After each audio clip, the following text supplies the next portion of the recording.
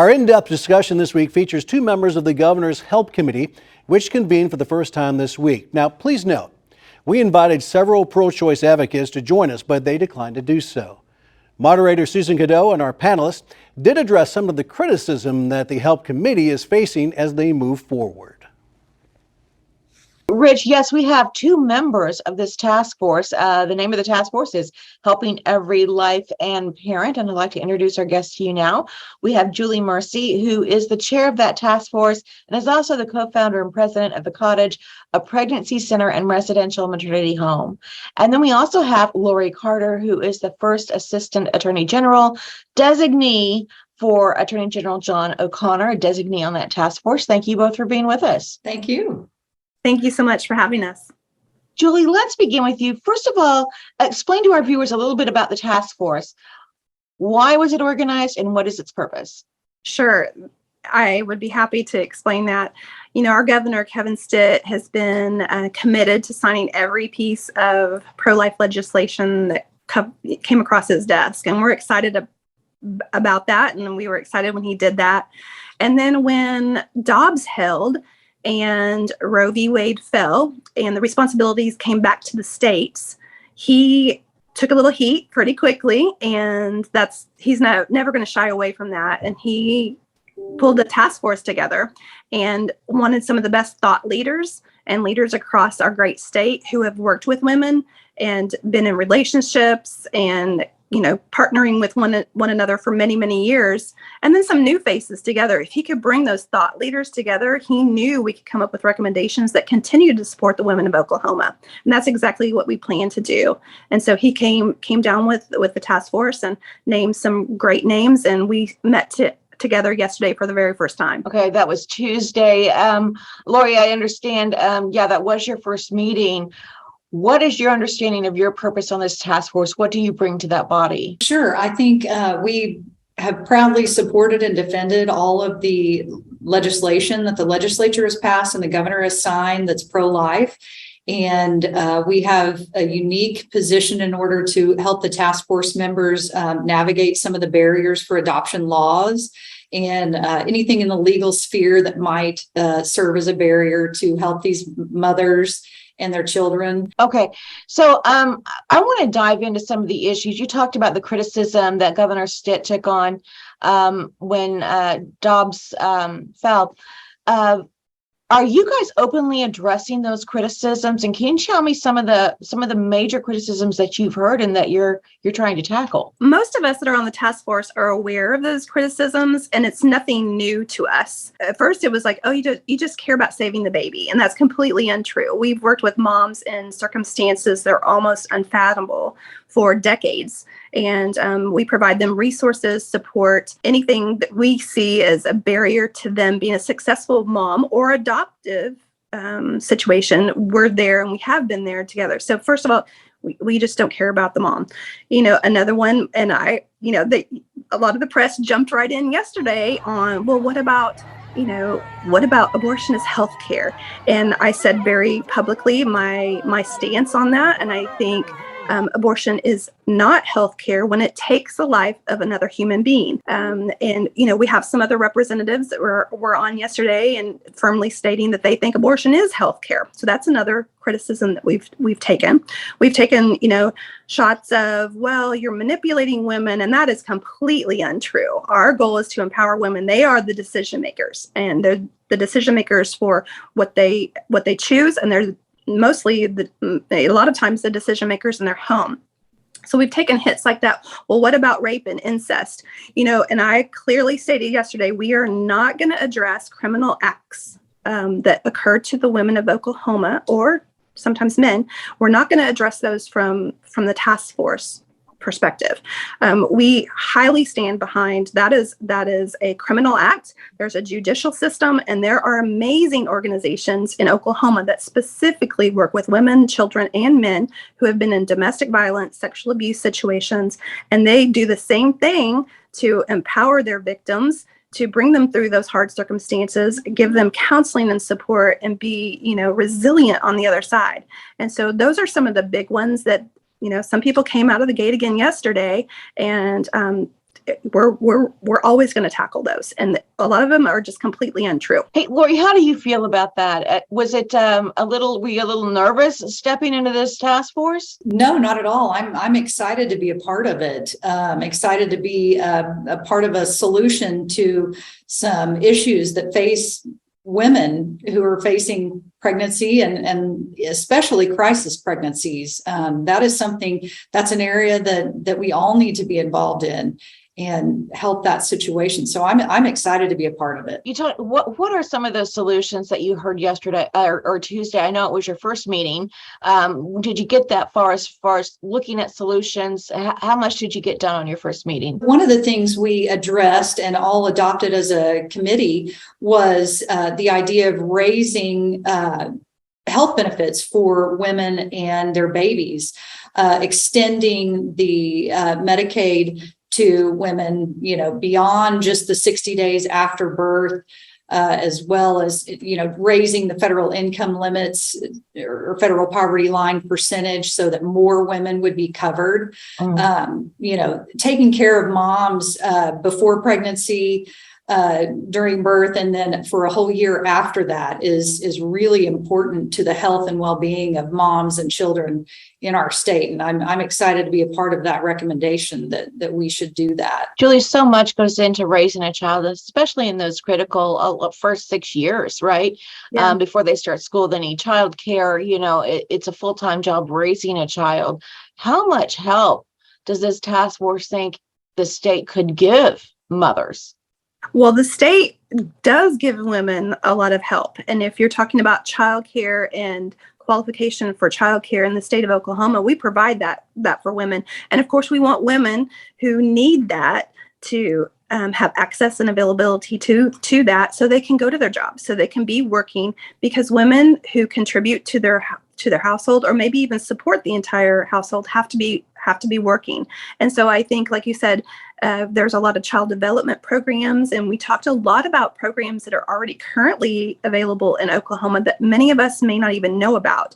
2 were listed yesterday, and so our next committee meeting, we're going to hear a lot more about those programs that are available, so we can understand, so we can make the recommendation of more education needs to be done on this, because I've seen almost 800 women come through our state, and the majority of our clients do rely on state and federal assistance, and they've been extremely successful in transitioning even from needing that temporarily into maintaining and raising their household without having to have that assistance. And that's our ultimate goal. Autonomy and self-production and being fulfilled in what you contribute to your family are huge for the women of Oklahoma, and we want to make sure that happens. It's not just in this arena, but it's in other arenas where people are in a situation where they need to receive help for a period of time to get back up on their feet.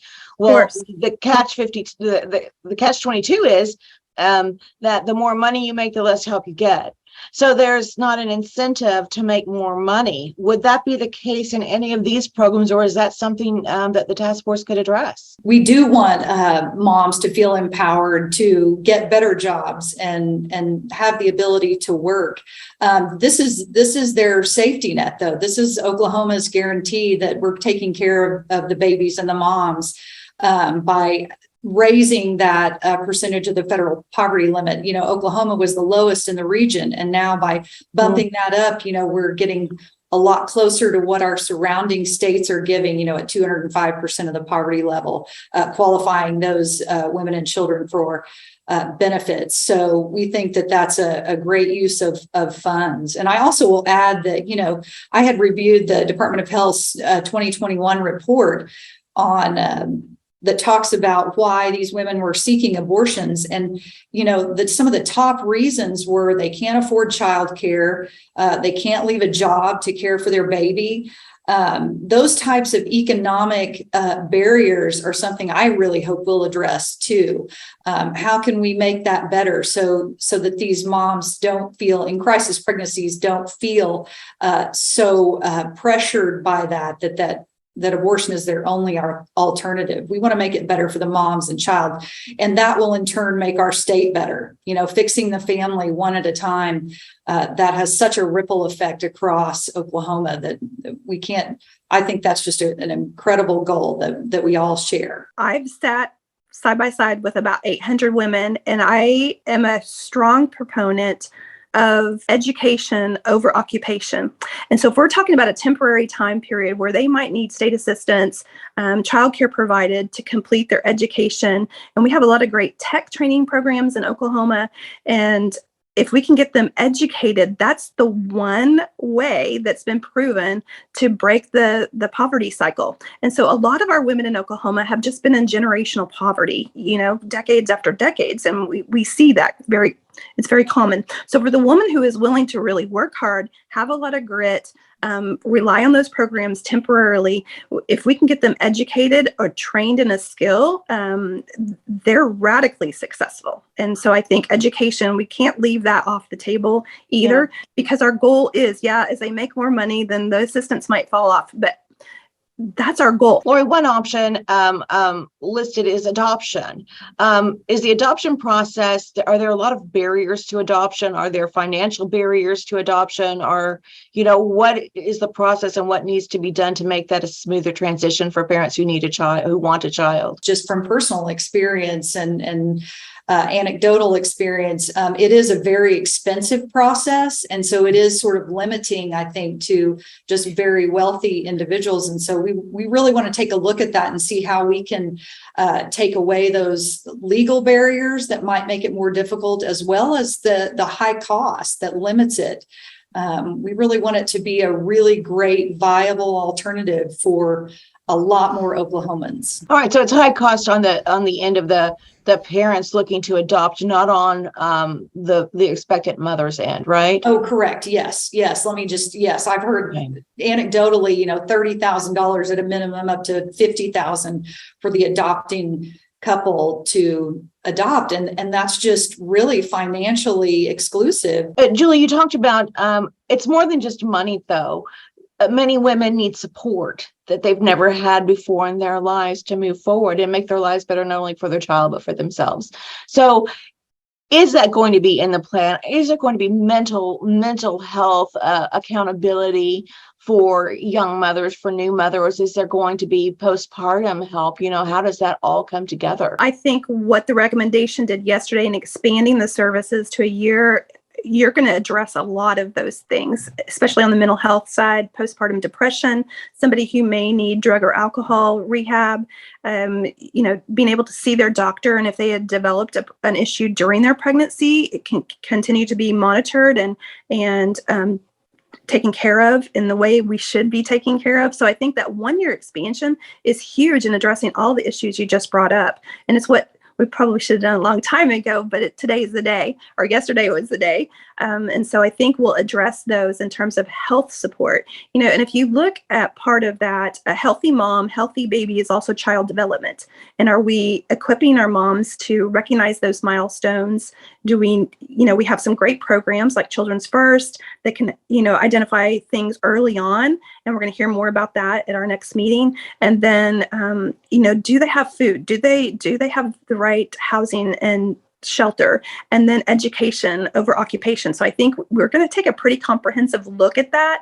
And we may not have all the solutions or recommendations, but we know we can partner with the right people to provide those resources for our women. Any last words? Yes, Lori. Sure. Well, just in response to that, I might jump in and just say, part of, I think, our work here will be to look at what is existing and see how we can unlock funds that are already there that can be used to address some of these problems. We're going to have new recommendations, but we're also going to work really hard to make sure that the public knows what resources are out there already, and we're going to make sure that we're using the resources that we have right now in the best way possible. Unlock those that could be out there and being used right now. And Julie, I'd like to give you the last word. Can you let us know, is there a deadline when this task force is supposed to present its findings? Yes, there is a deadline. Governor Stitt has asked that report be given to him and the Speaker of the House and the President Pro Tem on October 28th. And so that gives us 6 weeks. And so, you've heard some of the problems, and they're multifaceted, and they're not easy opportunities and recommendations that'll come forward. So we're going to have to move pretty quickly. We have 3 meetings scheduled, and then some of our subcommittees will be meeting in between that period of time. And so We'll be together on the 25th. That's our third meeting all together in Oklahoma City. And on 28th, we're going to have some big reporting and recommendation to hand down. Wonderful. Well, I can't wait to hear from your task force and everything that you come up with. And I'd like to thank both of you for sharing your time and your insight with all of us. Thank you so much. It was a great honor to be here. Thank you so much.